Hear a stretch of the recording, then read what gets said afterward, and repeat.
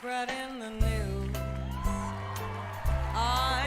So let's introduce the audience to you. As I said, I mean, you are actually one of the most influential persons fighting against the carbonization of the energy sector, but you have a little bit of a very peculiar biography. You have been an executive in the energy sector, also in tech industries, but now you have decided to be the CEO of a startup, Kayrros.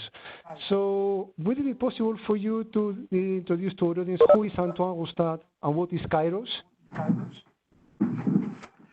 Yes, so I did spend most of my time in the energy and the tech industry.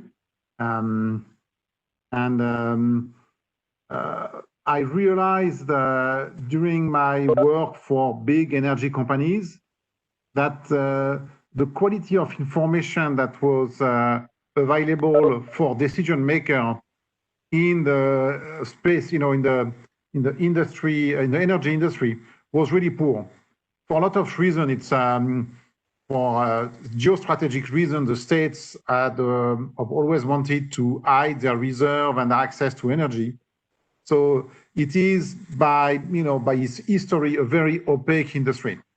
So it's the largest industry in the world. It's essential for our well-being and for the well-being of our children. If we don't decarbonize it, we must decarbonize it. So we need to do a lot of changes, and we are driving full speed, blind, with no light toward the wall of the global warming. So I thought it was my responsibility to use technology to give better information to decision makers in the energy industry. Very good. That's actually really very interesting, Antoine. Let's go a little bit more into Kayrros and the things that you are actually doing.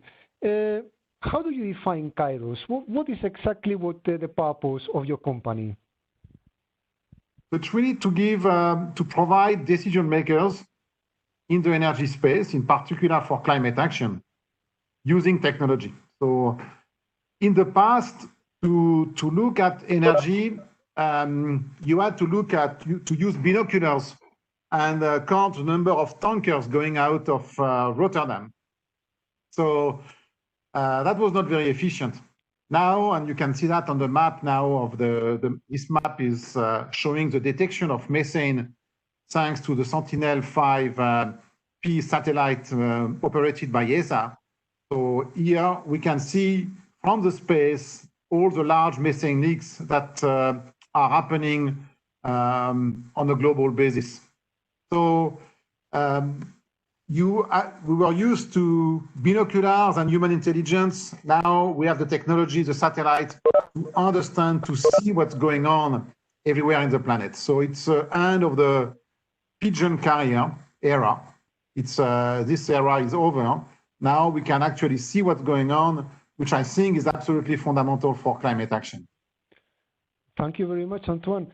So, well, I guess that this space is giving you a superpower, which is actually the title of the session that we are here on today.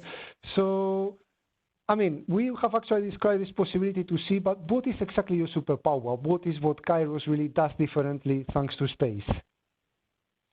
So the superpower, you see that on the screen, is that like Superman, we can see things that normal human being cannot see.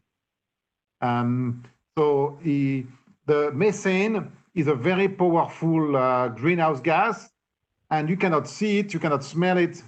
So a lot of people, and every orange dot here is a leak of methane, a very large leaks of methane. This one is absolutely huge, 400 tons per hour. So one thing, just coming back a little bit to the beginning. I might be wrong, but you are not a space engineer. You have not worked with CNES, ESA, or NASA before. So how you come to the realization that the space could be the tool that you need to do all this?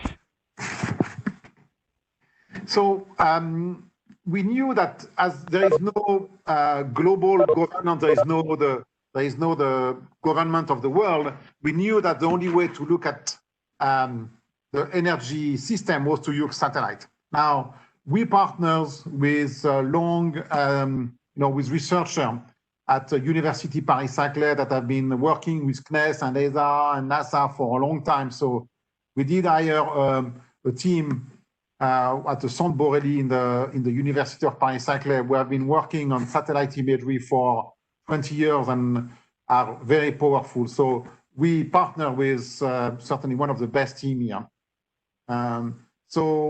But it was obvious to me that we'll be able to solve the climate action, climate impact only if we can replace the governance by providing transparency to all players, regulators, investors, producers, but also consumers. Start spreading the